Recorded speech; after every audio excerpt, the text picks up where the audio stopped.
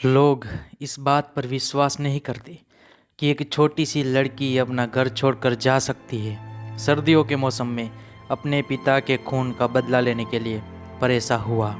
मेटी बस 14 साल की थी जब टॉम चेनी नाम के कायर आदमी ने उसके पिता को गोली मार दी थी और छीन ली थी उनकी जान और उसका घोड़ा, साथ ही 2 कैलिफोर्निया गोल्ड के सिक्के जो वो अपने साथ रखते थे। चेनी को नौकरी पर रखा था और मेटी के पिता उसको फोर्ट स्मिथ ले गए थे ताकि वो उनकी मदद करता उन मस्टेन टटुओं को वापस ले जाने में जो उन्होंने खरीदे थे शहर से। चेनी को शराब पीने की और जुआ खेलने की लत लग गई। उसने अपना सारा पैसा गंवा दिया। उसके दिमाग में ये बात बैठ गई कि उसको धोखा दिया जा रहा है। तो वो वापस उस बोर्डिंग हाउस गया और अपनी हेनरी राइफल उठा लाया। जब फ्रैंक ने बीच में पड़ने की कोशिश की तो उसको गोली मार दी। चेनी वहाँ से घोड़ा लेकर भाग गया। चेनी ने सोचा कि वो सांप छूट गया, पर वो गलत था। तुम्हें इस संसार में हर बात की कीमत चुकानी पड़ती है, चाहे इस तरह या उस तरह। हेलो दोस्तों, वेलकम टू एम टॉक। और आज मैं एक्सप्लेन करने वाला हूँ 2010 में रिलीज हुई ट्रू ग्रिट। ये एक अमेरिकन वेस्टर्न मूवी है जो कि उसी के नाम से बनी 1968 की नॉवल पर आधारित है, जो कि डायरेक्ट की है कोएन ब्रदर ने। इसकी मुख्य भूमिका में जेफ ब्रिज, मैट डेमन और हैरी स्टैनफील्ड नजर आते हैं। इसकी IMDb रेटिंग है 7.6। This is good. तो चलिए इस कहानी को शुरू करते हैं। मूवी चालू होती है और हम देखते हैं कि एक 14 साल की लड़की एक आदमी के साथ ट्रेन से फोर्ट स्मिथ नाम के स्टेशन पर उतरती है। उस लड़की का नाम मेटी रोज होता है। वो इस जगह मुर्दा घर में अपने पिता की डेड बॉडी लेने आई होती है। उसके साथ एक आदमी भी होता है जिसका नाम यार्लेन था। वो मुर्दा घर वाले को लाश के ताबूज के पैसे दे देती है और अपने साथी यार्लेन को डेड बॉडी घर पहुंचाने को कहती है, और मेटी खुद वहां कुछ काम से रुक जाती है। मेटी जब वहां रात को रहने की व्यवस्था करने को कहती है तब अंडरटेकर कहता है कि अभी और 3 लाशें आने वाली है। अगर तुम उनके साथ रह सकती हो तो मुझे कोई एतराज नहीं। अगली सुबह मेटी शेरिफ से मिलने के लिए टाउन स्क्वायर पर जाती है, जहां पर 3 अपराधियों को फांसी की सज़ा मिलने वाली थी। उन तीनों को सज़ा देने के बाद शेरिफ मेटी से मिलते हैं। मेटी जब शेरिफ से अपने पिता के हत्यारे चेनी को पकड़कर फांसी देने की बात करती है तो शेरिफ उसको बताते हैं कि चेनी ने शायद अब लकी नेट पेपर गैंग से हाथ मिला लिया है, जिन्होंने कल डाक की बगी को लूट लिया था। शेरिफ ये भी बताते हैं कि उनको कोई अथॉरिटी नहीं है चेनी को पकड़ने की। ये काम अब US मार्शल का है।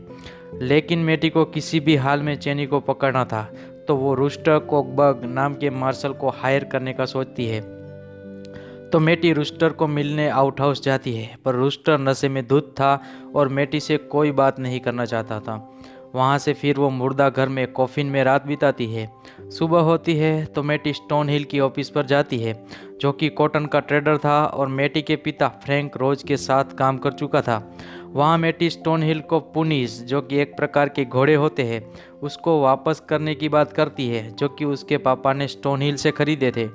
मेटी को पैसों की ज़रूरत थी तो वो उसके साथ उनके पिता का घोड़ा जो चेनी स्टोन हिल के तबेले से चुरा ले गया था और चेनी अपना घोड़ा जो छोड़ गया था, ये सब मिलाकर मेटी $325 का क्लेम करती है।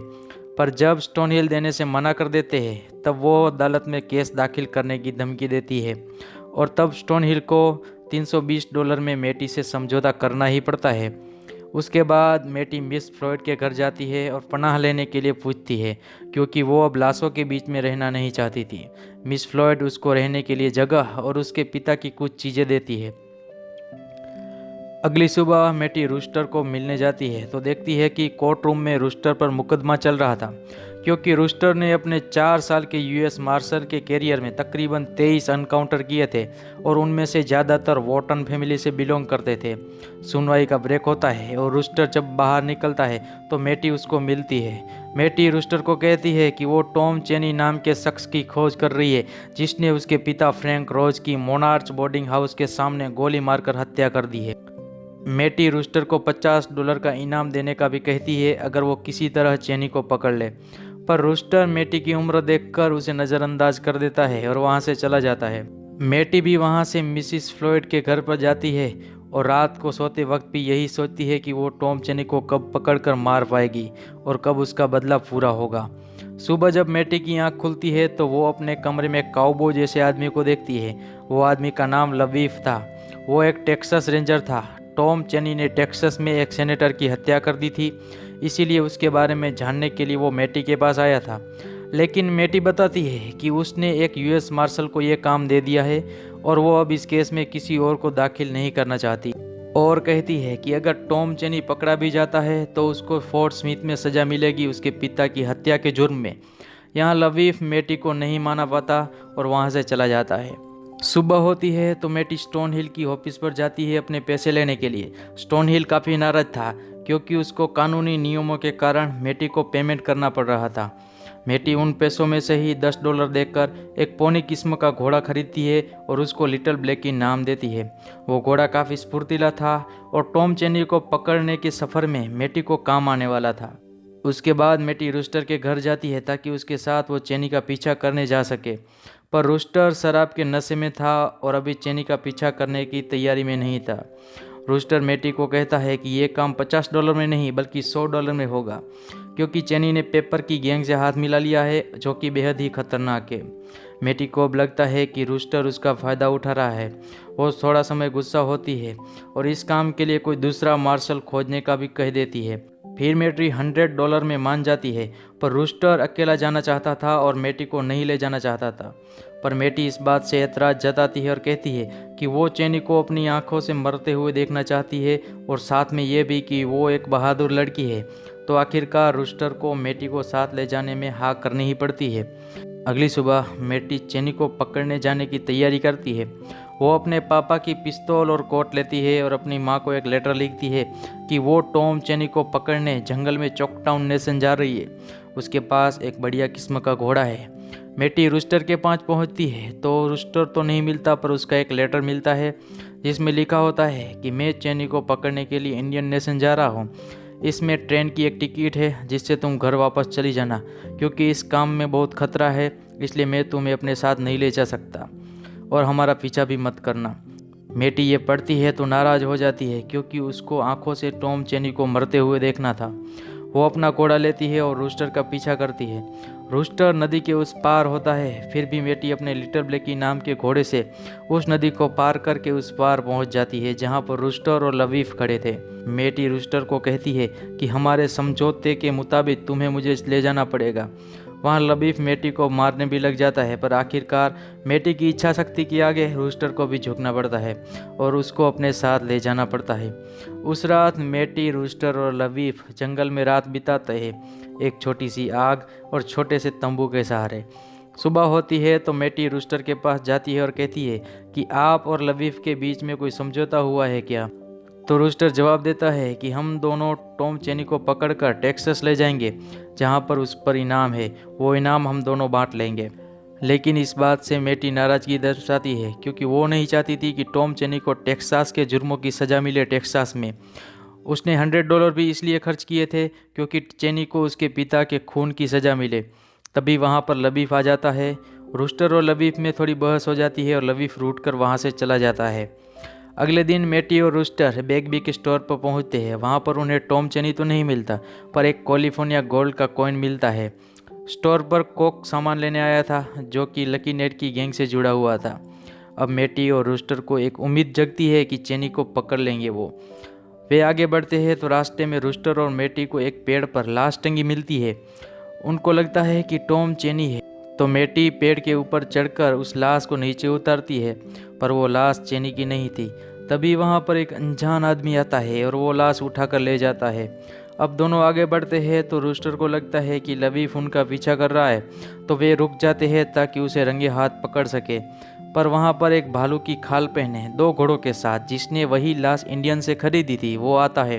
वो अपना नाम फॉस्टर बताता है और साथ में ये भी कि वो दांत का डॉक्टर है। रूस्टर उसको कहता है कि क्या यहाँ किसी जगह पनाह मिल सकती है? तो फॉस्टर कहता है कि तुम ग्रीजर बॉब के वहाँ रात बिता सकते हो।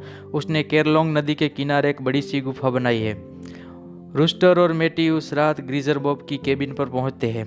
रूस्टर मैटी को अपना कोट उतार कर दे देता है और छत पर चढ़ने को कहता है और कहता है कि कोई गड़बड़ हुई तो मैं तुम्हें इशारा करूँगा, तुम कोट से चिमनी बंद कर देना। तो मैटी ऊपर चढ़ जाती है। एक आदमी केबिन में से बाहर झांकता है तो रूस्टर कहता है कि हम पनाह के लिए आए हैं, पर वो रूस्टर को अंदर आने से मना कर देता है। तो मेटी ऊपर से चिमनी बंद कर देती है। केबिन में धुआं भर जाता है और अंदर से फायरिंग चालू हो जाती है। रूस्टर भी फायरिंग करता है, जिससे अंदर के एक आदमी को चोट लगती है और वे सरेंडर कर देते हैं। रूस्टर उन दोनों से टॉम, चेनी और लकी नेड के बारे में पूछता है, पर वे कहते हैं कि वो कुछ नहीं जानते। रूस्टर को विस्की की बोतलें और ज़्यादा खाना देखकर अंदाज़ा हो जाता है कि यहाँ और भी लोग आने वाले हैं।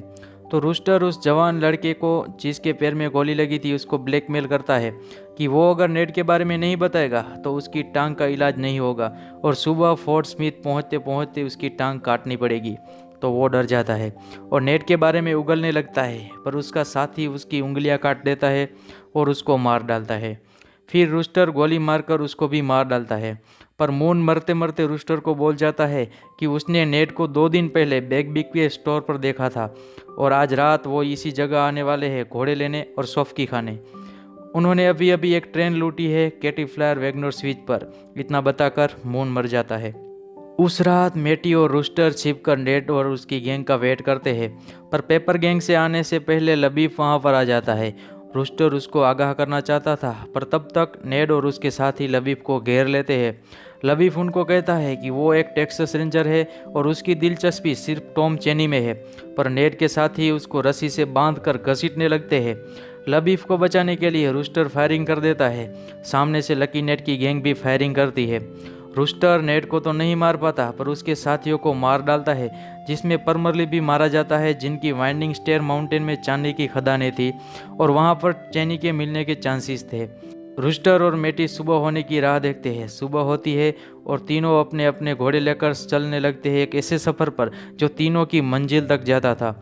रूस्टर के लिए लकी नेड और पेपर गैंग और मेटी और लवीफ के लिए टॉम, चेनी। पता नहीं इस सफ़र का अंत क्या होने वाला था, पर तीनों की आंखों से मालूम पड़ता था कि कुछ भी करके उनको ये काम पूरा करना था।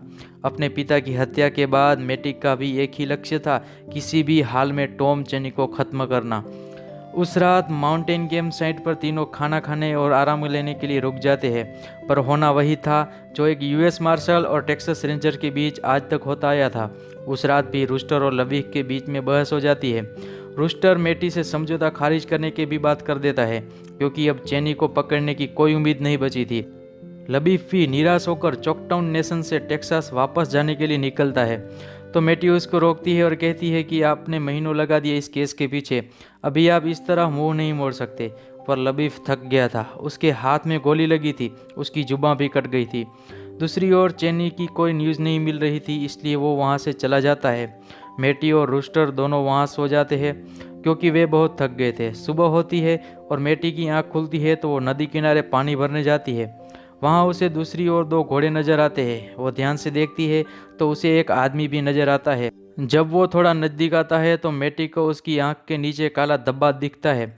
वो कोई और नहीं बल्कि टॉम, चेनी था। चेनी भी मेटी को पहचान जाता है और धीरे धीरे नज़दीक आता है। मेटी अब पॉकेट में से अपने पापा की रिवॉल्वर निकालकर चेनी पर फायर कर देती है, जिससे उसकी एक छोटी पसली टूट जाती है। मेटी उसको कहती है कि मैं तुम्हें फोर्ट स्मिथ ले जाऊंगी, जहां पर तुम्हें सज़ा मिलेगी, और यहाँ भी तुम्हें 50 हथियारों से लैस यूएस मार्शल ने घेर लिया है। अगर तुम नहीं चले तो अपनी जान गंवा बैठोगे। पर चेनी को जैसे किसी की ना पड़ी हो ऐसे वो आगे बढ़ता है। मेटी शूट करने की कोशिश करती है, पर उसकी गोलियां खत्म हो जाती है। चेनी मेटी को पकड़ लेता है और दूसरी ओर ले जाता है। रूस्टर को पता चलते ही वो आता है, पर चेनी के साथ ही फायर करना चालू कर देते हैं और मेटी को अगवा कर लेते हैं। नेड मेटी को पकड़कर रूस्टर को वहां से चले जाने की धमकी देता है, जो रूस्टर को माननी पड़ती है। नेड मेटी को बिठवा कर पूछता है तो मेटी उसको पूरी कहानी बताती है कि इसी टॉम, चेनी ने उसके पिता की हत्या कर दी, इसीलिए वो चॉकटाउन नेशन में आई है। जब नेड रूस्टर के चले जाने की पुष्टि करता है तो वो वहाँ से जाने का प्लान बनाता है, पर वे 4 आदमी थे जबकि घोड़े 3 थे। इसलिए नेड चेनी को कहता है कि तुम इसी जगह मेटी के साथ रहो, मैं वहाँ पहुँचकर तुम्हारे लिए एक घोड़ा भेजूंगा, और अगर इस लड़की को कुछ हुआ तो मैं तुम्हें पैसे नहीं दूंगा। इतना कहकर वो चारों वहाँ से निकल जाते हैं। वहाँ मेटी और चेनी अब अकेले थे, दोनों एक दूसरे की जान के दुश्मन। मेटी वहाँ चेनी को कहती है कि अगर तुम मुझे यहाँ से जाने दोगे तो एफिडेविट में मैं तुम्हें वादा करूँगी कि मुकदमे में तुम्हारे साथ नरमी से पेश आया जाए।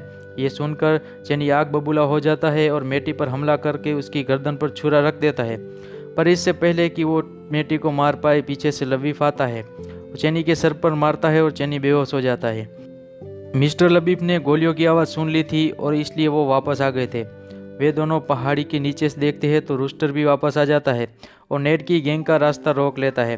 जब नेड सरेंडर करने से मना कर देता है तो रूस्टर चलते घोड़े से शूट करना चालू कर देता है, जिसमें नेड के 3 साथियों को अपने अचूक निशाने से मार गिराता है।